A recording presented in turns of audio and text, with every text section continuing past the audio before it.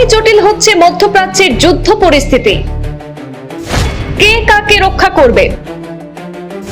প্রথমবার খুদ আমেরিকাকেই দেখা গেল রেড অ্যালার্ট মোডে। মার্কিন নাগরিকদের দ্রুত মধ্যপ্রাচ্য ত্যাগ করার নির্দেশ জারি করেছে মার্কিন বিদেশ মন্ত্রক। মধ্যপ্রাচ্যের 14টি দেশের তালিকা প্রকাশ করে প্রয়োজনে বাণিজ্যিক বিমানে আরব অঞ্চল ছাড়ার নির্দেশ দিয়েছে হোয়াইট হাউস। ইরানের চাপের মুখে কি আমেরিকার দৃঢ় অবস্থান প্রশ্নের মুখে। শতগুণ বাড়ানো হয়েছে মার্কিন প্রেসিডেন্ট ডোনাল্ড ট্রাম্পের নিরাপত্তা। ইউএন এর জরুরি বৈঠকে ট্রাম্পের পরিবর্তে প্রতিনিধিত্ব করতে দেখা গেল তার স্ত্রী মেলানিয়া ট্রাম্পকে। এ নিয়ে নিজ দেশে রাজনৈতিক চাপের মুখে ট্রাম্প।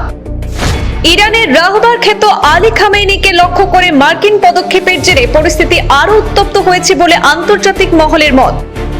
প্রতিশোধের তাড়নায় ইসরায়েল সহ পশ্চিম এশিয়ার একাধিক দেশে সামরিক উত্তেজনা বেড়েছে। ক্ষেপণাস্ত্র এবং ড্রোন হামলার খবরও সামনে এসেছে।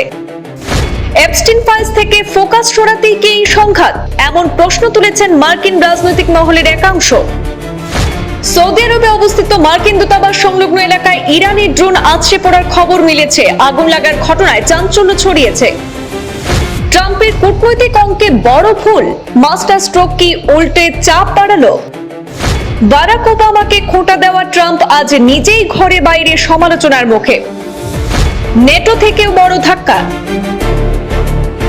ইরানের বিরুদ্ধে যুদ্ধে জড়াবে না বলে স্পষ্ট জানিয়েছেন নেটোর মহাসচিব মার্ক রুট। নিরাপত্তাগত ঝুঁকির কারণে পশ্চিম এশিয়ার 14টি দেশ থেকে দ্রুত মার্কিন নাগরিকদের বেরিয়ে যেতে বলল হোয়াইট হাউস।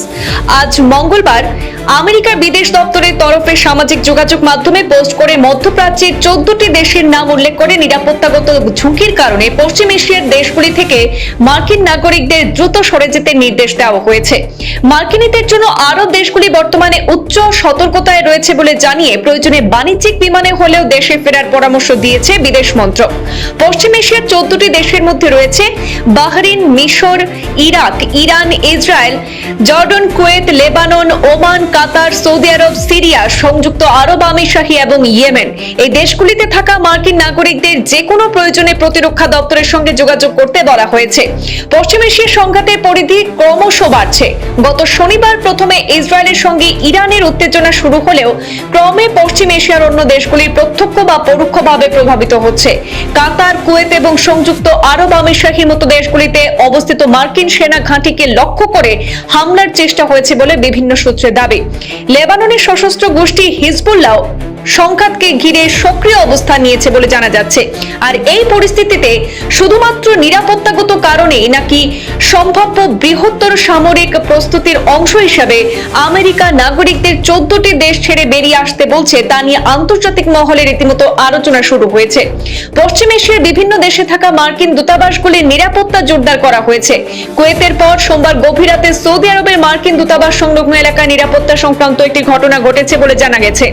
জর্ডানের রাজধানী আম্মানে অবস্থিত মার্কিন দূতাবাসের তরফে জানানো হয়েছে যে গুরুত্বপূর্ণ দপ্তর থেকে কিছু কূটনৈতিক আধিকারিককে সরিয়ে নেওয়া হচ্ছে। সৌদি আরবে মার্কিন দূতাবাস থেকে নাগরিকদের পরবর্তী নির্দেশ না আসা পর্যন্ত দূতাবাসে না যাওয়ার পরামর্শ দেওয়া হয়েছে। মধ্যপ্রাচ্য সংঘাতের আলোচিত একটি দিক হলো প্রাক্তন মার্কিন প্রেসিডেন্ট ডোনাল্ড ট্রাম্পের নীতি ও কৌশল নিয়ে বিতর্ক।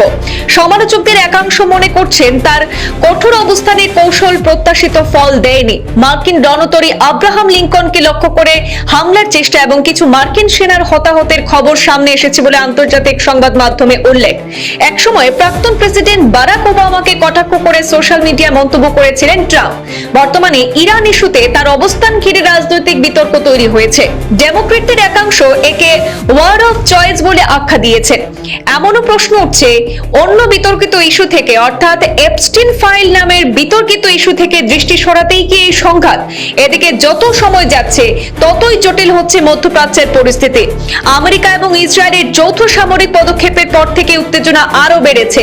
ইরানের পারমাণবিক এবং ব্যালিস্টিক ক্ষেপণাস্ত্র সক্ষমতা সীমিত করার লক্ষ্যে নেওয়া সাম্প্রতিক পদক্ষেপের প্রশংসা করলেও উত্তর আটলান্টিক নিরাপত্তা জোট নেটো সরাসরি এই যুদ্ধে জড়াবে না বলে জানিয়ে দিয়েছেন জোটের মহাসচিব মার্ক রুট।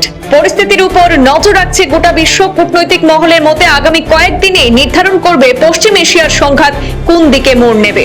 ব্যুরো রিপোর্ট, পূর্বাঞ্চল প্রতিদিন।